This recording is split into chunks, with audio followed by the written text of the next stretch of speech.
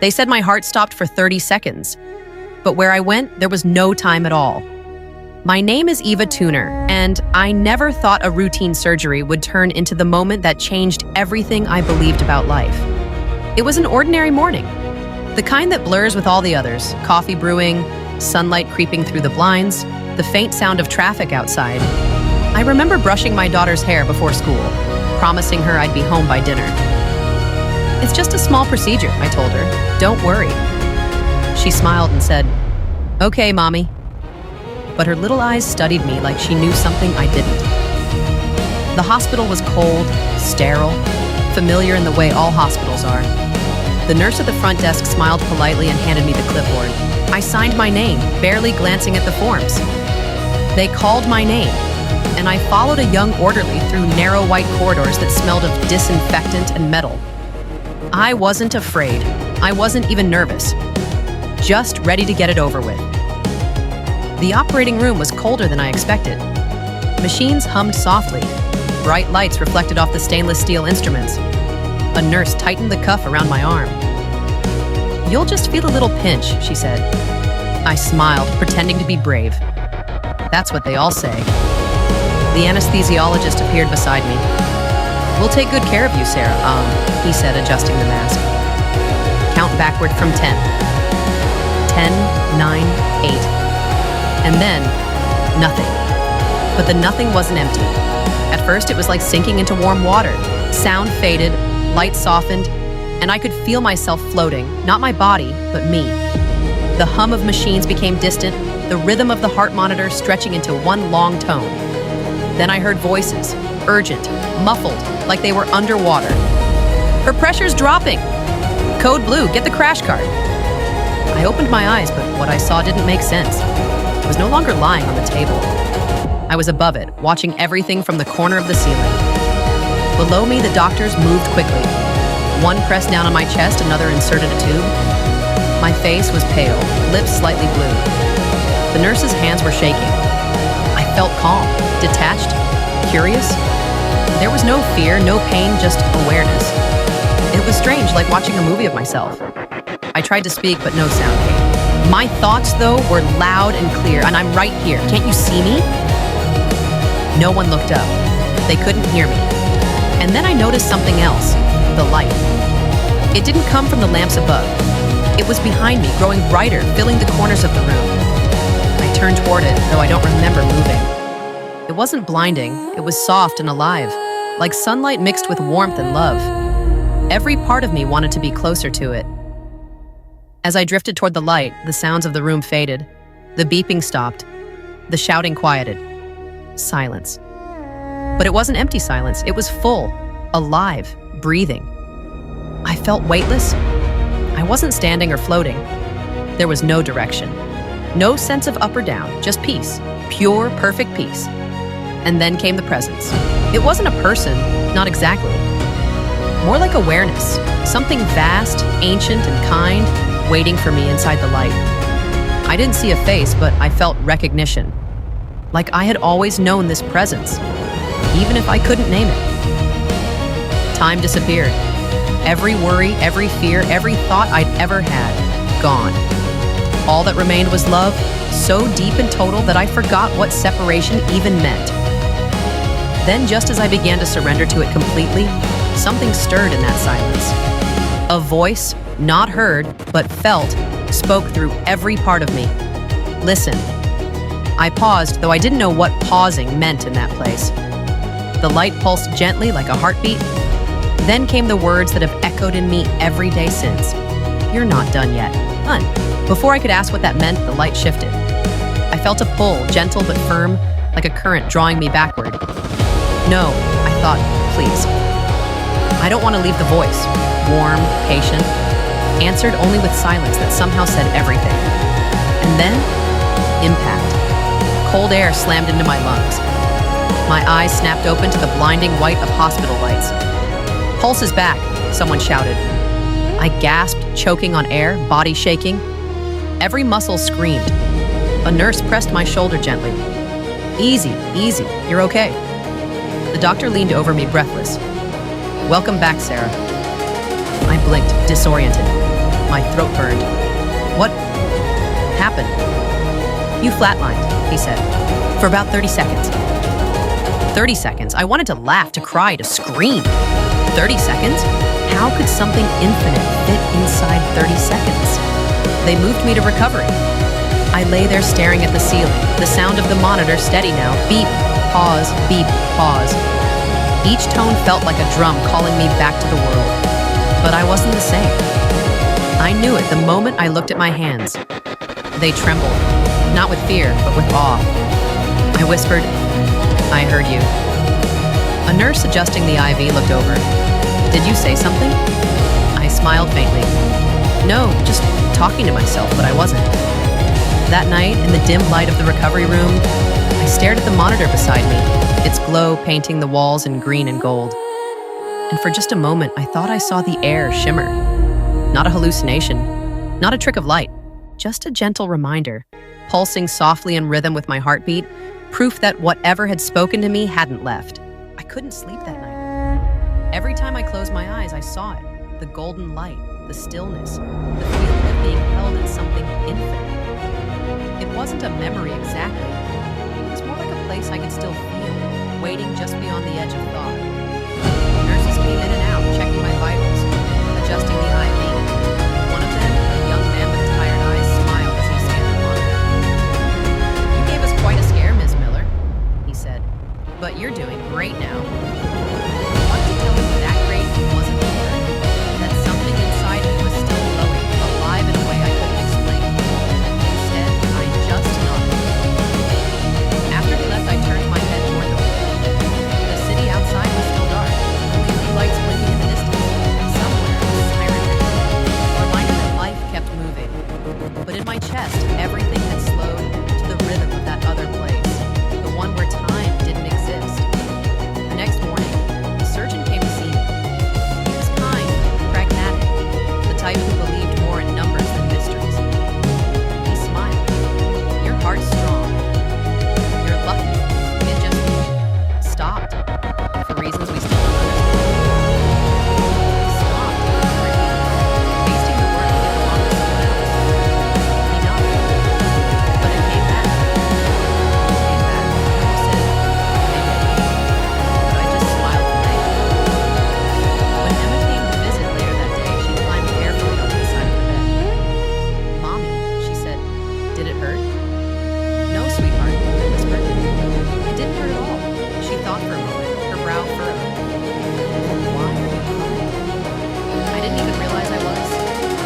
"Because it was me," I said. That night, when the lights dimmed and the machines hummed quietly, I reached for the hospital bracelet on my wrist and traced the letters of my name. Sarah Miller.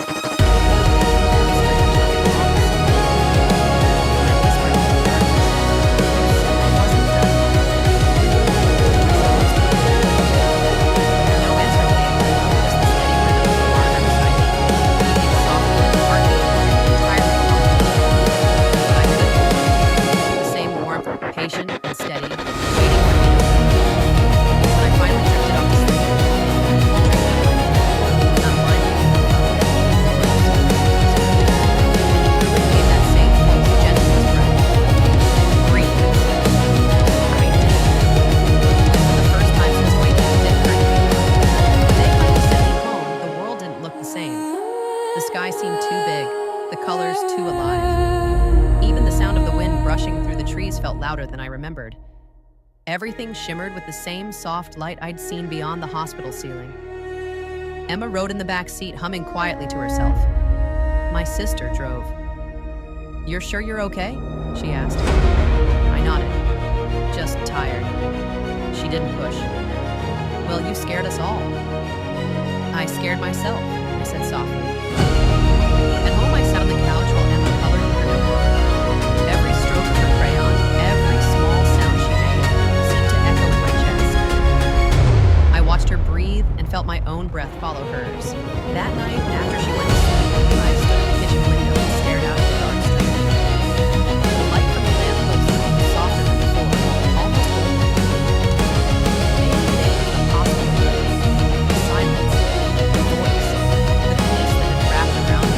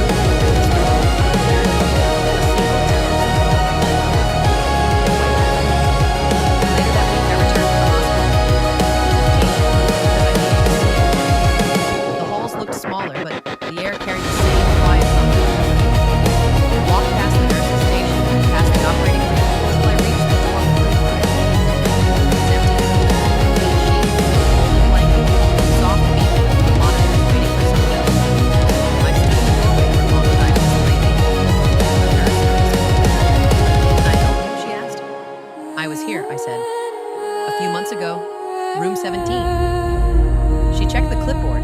Appendectomy? Complication during surgery? I nodded. Her eyes softened. You're the one who came back, I smiled. That's one way to put it. She hesitated.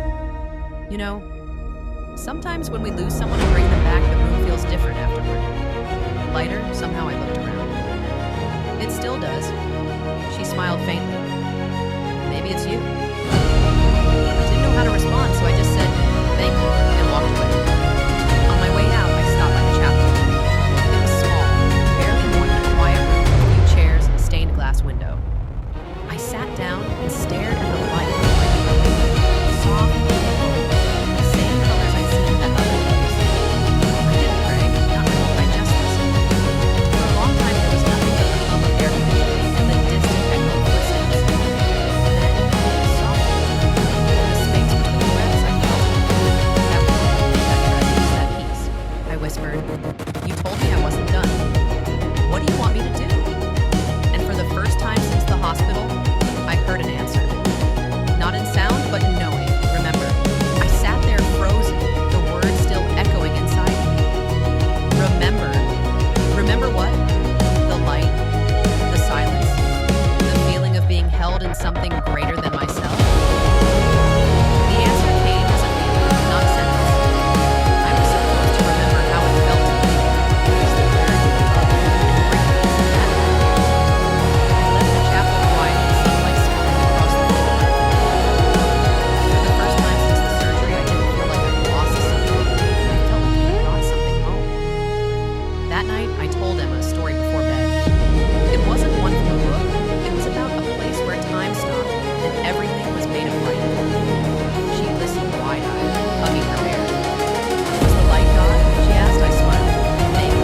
Or maybe God was a part of the light that we were. She frowned, thinking hard.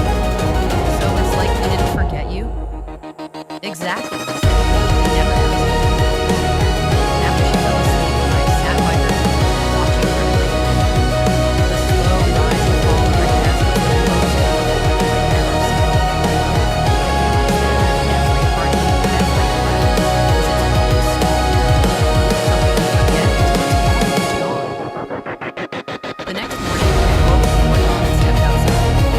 The road was gray and still. The first bird called somewhere in the trees, and the soft breeze brushed my face. Then I heard it again. Not a voice exactly, but like a memory song. You're not done yet. I know. From that day on, I started living differently. I slowed down. I noticed things. The way light touched the floor, the sound of laughter down the hall, the smell of rain.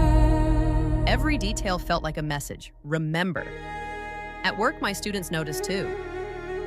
You seem happier, one of them said. Did something good happen? I laughed. Everything happened. I just finally noticed I began volunteering at the hospital once a week. At first, I wasn't sure what I could offer, but I found that just being there mattered. Sometimes I'd sit quietly with patients before their surgeries, holding their hands, listening to their fears. One man whispered, what if I don't wake up? I said, then you'll wake up somewhere beautiful. But I think you'll wake up here first. He smiled faintly. You sound like you. I do, I said. Word spread, and soon the nurses started calling me the listener. I didn't preach. I didn't try to explain.